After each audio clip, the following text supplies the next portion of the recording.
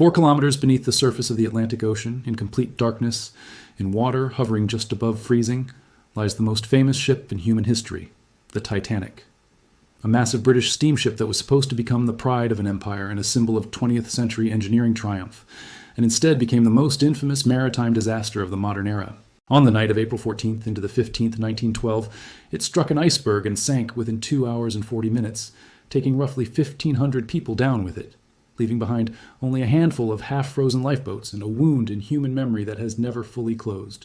It's been 113 years now, and for all that time the Titanic has rested at a depth of roughly 3,800 meters, 325 nautical miles southeast of Newfoundland.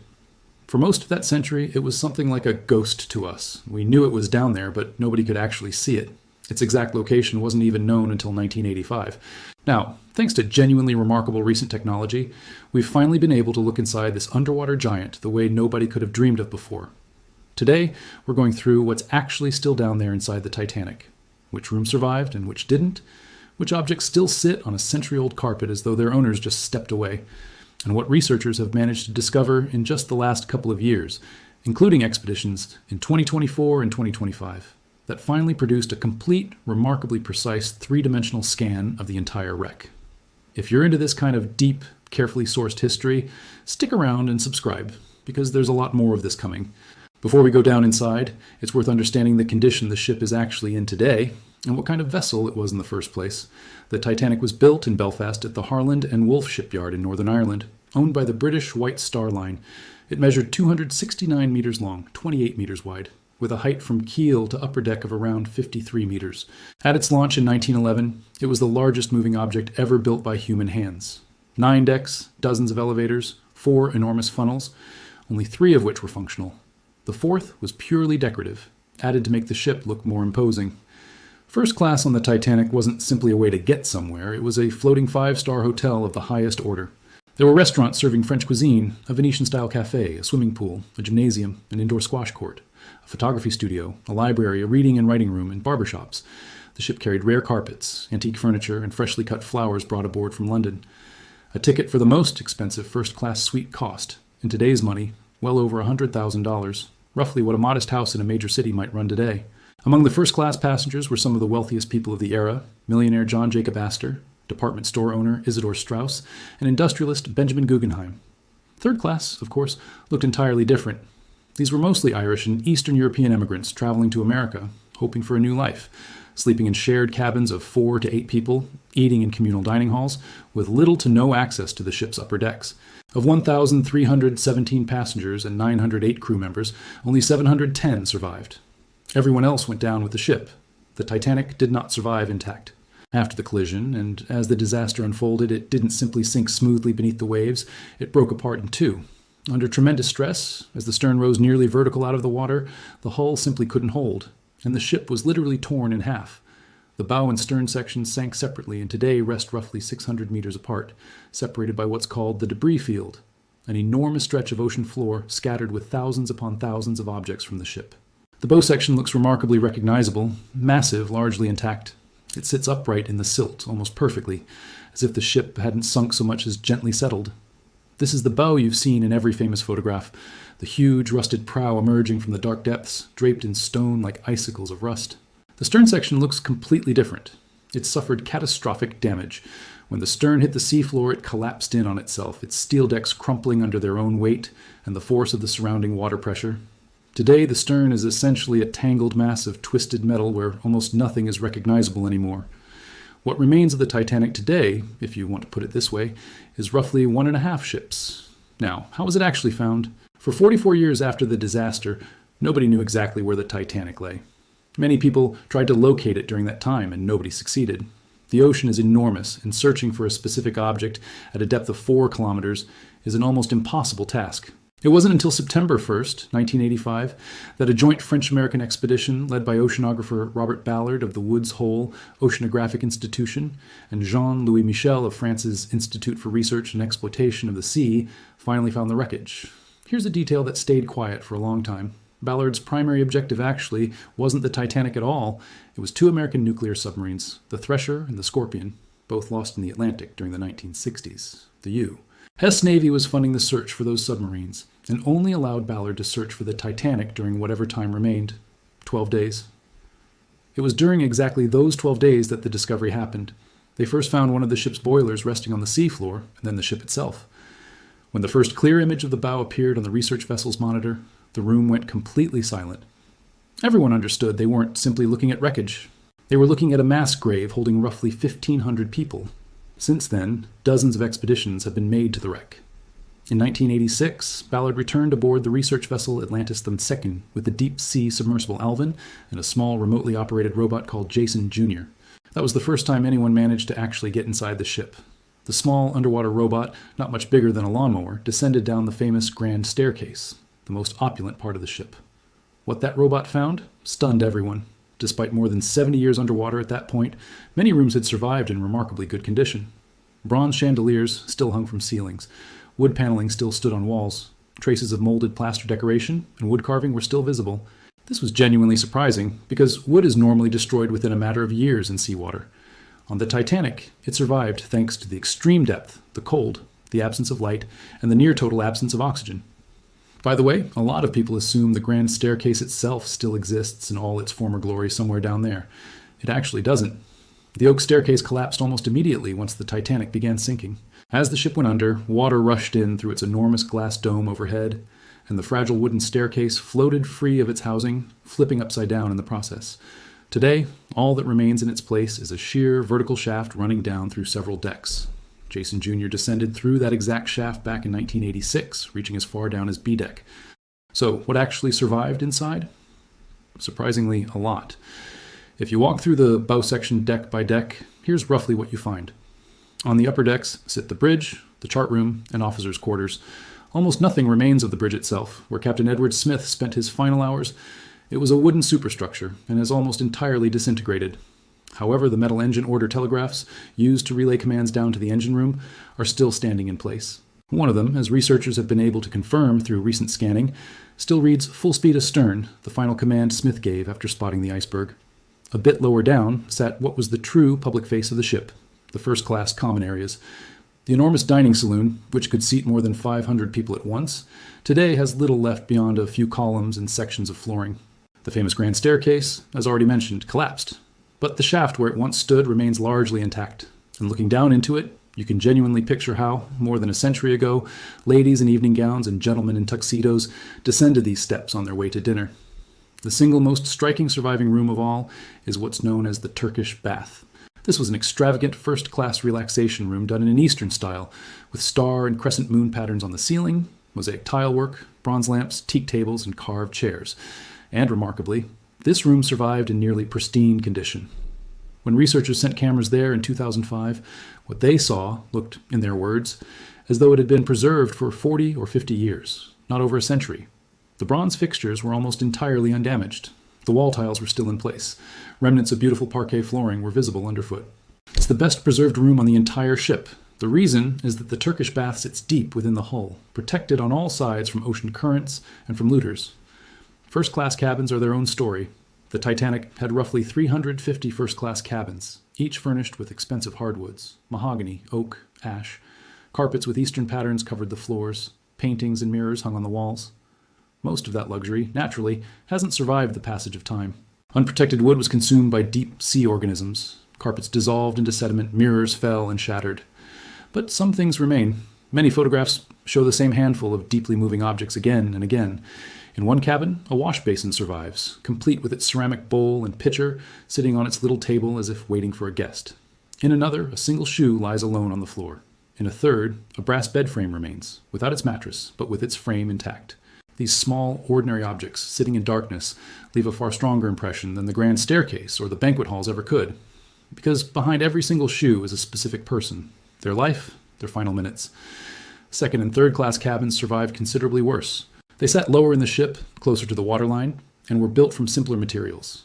But even there you can catch glimpses of the past, remnants of iron bunk beds, enamel wash basins, occasionally personal items that passengers didn't have time to grab as they ran for the lifeboats above. Now let's go even deeper to the lowest decks. This is where the engine and boiler room sat, the literal heart of the Titanic, where stokers and engineers worked. This space has survived considerably better than the public rooms above, because there was no wood or fabric down here, only metal. which corrodes far more slowly. One of the most genuinely dramatic moments in the entire Titanic story is tied directly to these boiler rooms. According to surviving sailors and stokers who lived to tell about it, the ship's engineers kept working almost until the very end, maintaining the electrical supply so the ship wouldn't go dark in its final minutes. Of the Titanic's roughly 35 engineers, none survived. Not one. They stayed at their posts, keeping the generators running so passengers above could see where they were going, and so wireless operators could keep sending distress signals. And in 2022, 2024, and 2025, thanks to a comprehensive three-dimensional scan of the wreck, researchers were finally able to see direct, undeniable confirmation of this account. In one of the rear boiler installations, a steam valve was found left in the open position. This meant engineers had kept steam flowing to the emergency generators all the way to the end, maintaining electrical power. They died at their posts, doing their jobs until the final second. One of the researchers involved, Titanic analyst Park Stevenson, has said these stokers and engineers are the real heroes of this story, far more so than any of the famous first-class passengers. Their names mostly aren't remembered, their faces are unknown, but it's because of them that thousands of people above had any real chance at survival at all. Now to the debris field, the enormous stretch of ocean floor surrounding the Titanic, scattered with hundreds of thousands of objects. When the ship broke apart and sank, items literally poured out of its interior. This rain of wreckage and personal belongings spread across an area covering roughly 15 square miles. Today, the debris field functions essentially as an open-air museum, except the sky here is 4 kilometers of freezing water. You can find virtually everything out there: suitcases, shoes, and a remarkable number of shoes, specifically, since tanned leather isn't consumed by local seafloor bacteria the way flesh, bone, or wood are. Pairs of shoes are often found lying close together, a man's boot and a woman's shoe, which can mark the spot where 2 bodies once lay, long since reclaimed entirely by the ocean. These are among the most haunting finds at the entire site. You'll also find bottles, entire batteries of champagne, wine, and mineral water bottles, many still corked. Plates and porcelain dishware, children's toys, pocket watches, stopped at different times, eyeglasses, combs, inkwells. Some paper currency has been recovered and is still legible today.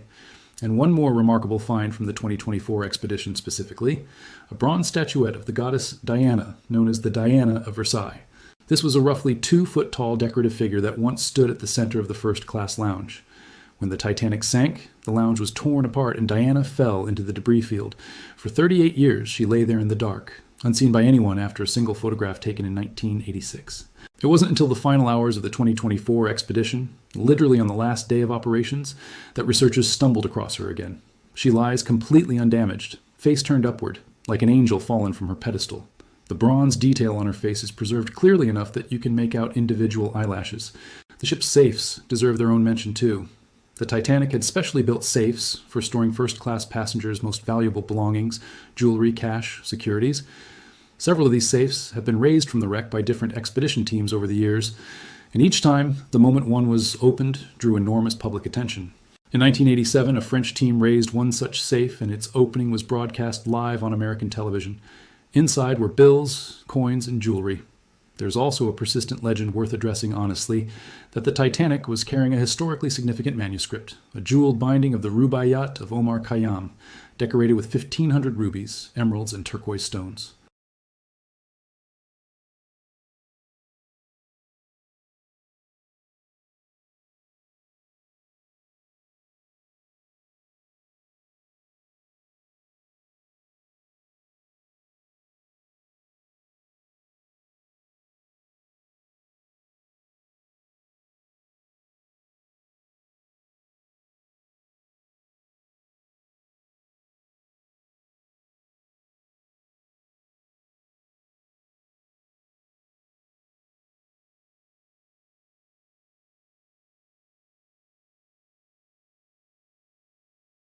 In April of 2025, National Geographic released a documentary called Titanic, The Digital Resurrection, presenting the results publicly for the first time. What came out of it is an extraordinarily precise digital replica of the Titanic, exactly as it exists today. Researchers can now walk through the ship virtually, examining individual rivets, individual patches of rust, individual tiles. Any detail can be zoomed in on and studied at full scale. It represents a genuinely new era in shipwreck research, and it's thanks to this digital twin that several genuinely important discoveries were made all at once. Beyond the open steam valve, researchers found the bow section actually rests on the seafloor at a slightly different angle than previously believed, helping refine our understanding of exactly how the ship went down. They found the ship broke apart at a steeper angle than previously thought, meaning the stern flipped and twisted far more violently during the breakup than depicted in James Cameron's film. Previously unknown damage was identified near the keel, supporting the theory that when the Titanic struck the iceberg, it didn't catch on one single large protrusion, but instead scraped against several separate underwater ice ledges, sustaining a series of smaller but ultimately fatal punctures. The scans also helped settle a separate, genuinely important historical question, clearing First Officer William Murdoch, who had long been accused in some popular retellings of abandoning his post during the sinking. New positioning data from lifeboat David equipment shows Murdoch in fact remained at his station, working to launch a lifeboat with his crew until he was swept away. One more crucial finding: the new analysis of the hull damage showed the iceberg didn't tear one single enormous gash into the ship's side, as commonly depicted. Instead, it created a series of narrow but precisely placed cracks, totaling an area of only about 1 to 2 square meters. That was enough to begin flooding 6 separate watertight compartments at once, and the Titanic's design could only safely handle flooding in 4. In other words, the ship was doomed within seconds of contact, a matter of a handful of small, badly placed punctures rather than one dramatic wound. Now for the harder part. The Titanic isn't permanent. It's slowly disintegrating right now, and that pace has noticeably accelerated in recent years. The wreck's primary destroyer isn't ocean currents or water pressure, it's a living organism, a bacterium named Halomonas titanicae. Canadian scientists discovered this bacterium in 2010 on the Titanic's own wreckage and named it accordingly. It feeds on iron. It is, quite literally, consuming the ship's steel hull, leaving behind distinctive rust formations called rusticles, long icicle-shaped growths that hang from the hull and decks. If you've seen photos of the Titanic, those orange-brown beards covering the hull or its work, by various estimates, these bacteria consume somewhere around 100 to 200 kilograms of steel every single day. Other metal-feeding microbial colonies have also been found growing on the wreck. Against that backdrop, the hull continues to weaken steadily. In September of 2024, an expedition to the site documented an important and genuinely sad development. A roughly 15-foot section of railing on the bow's port side had fallen away. This was the same legendary railing where, in Cameron's film, Jack and Rose stood for the famous I'm flying scene. That railing no longer exists. It now lies somewhere in the silt beneath the bow. It's just one of many signs that the Titanic is slowly leaving us. Various scientists project that within 30 to 40 years, the bow section could collapse entirely.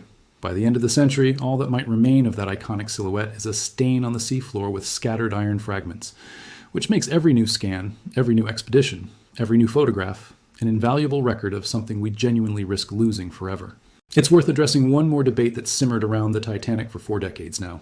Since the wreck's discovery in 1985, there's been ongoing disagreement over whether objects should be recovered from the site at all.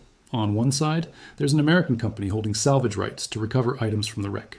Over the decades, it has brought up more than 5,500 objects, many now displayed in traveling exhibitions around the world, in Las Vegas, London, Orlando.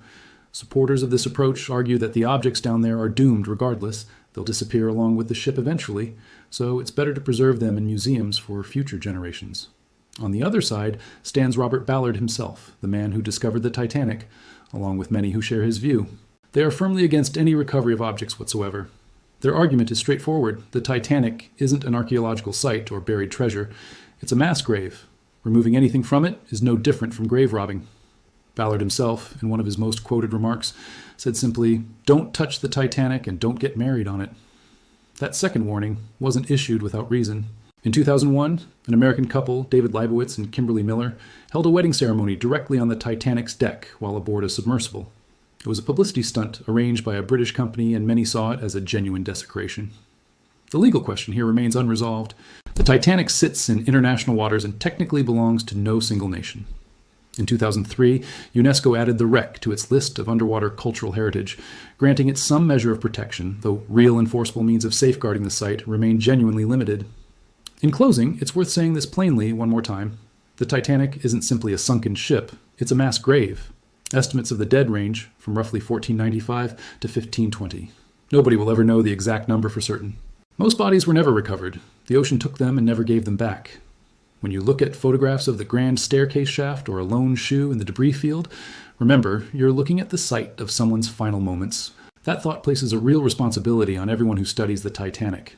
Many researchers, including Ballard himself, continue to insist the wreck should never be touched, that nothing more should ever be raised from it.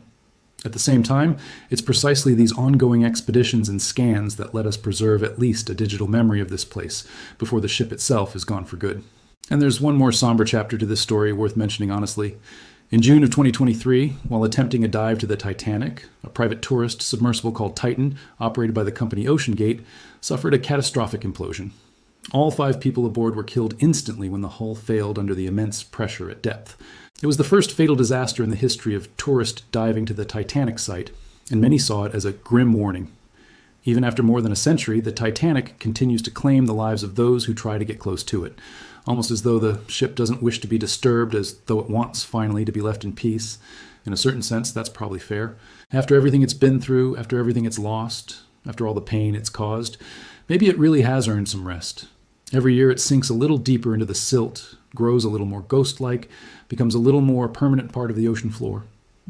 In 100 or 200 years, perhaps all that will remain at this location is a faint outline, visible only to the most sensitive instruments. But for now, the Titanic is still there. For now, it still reflects the light of our research lamps. Its decks still remember the footsteps of its passengers. And for now, we can still look through its open portholes and glimpse that world, the world of April 1912, frozen halfway between dinner and the sound of an alarm. A world that went down to the bottom forever, along with the most beautiful and most doomed ship in human history. If this gave you a genuinely deeper sense of what's actually down there, the best thing you can do right now is hit that subscribe button, because there's a lot more of this kind of carefully sourced history still coming. If you found this interesting, share it with someone who's only ever seen the movie version of this story. Because the real one, the open steam valve, the cleared name of a wrongly blamed officer, the statue found in the final hours of an expedition, is honestly just as powerful. And if you're still here at the end, do me one favor, like this video right now. It takes 2 seconds, and it tells me you want more of exactly this.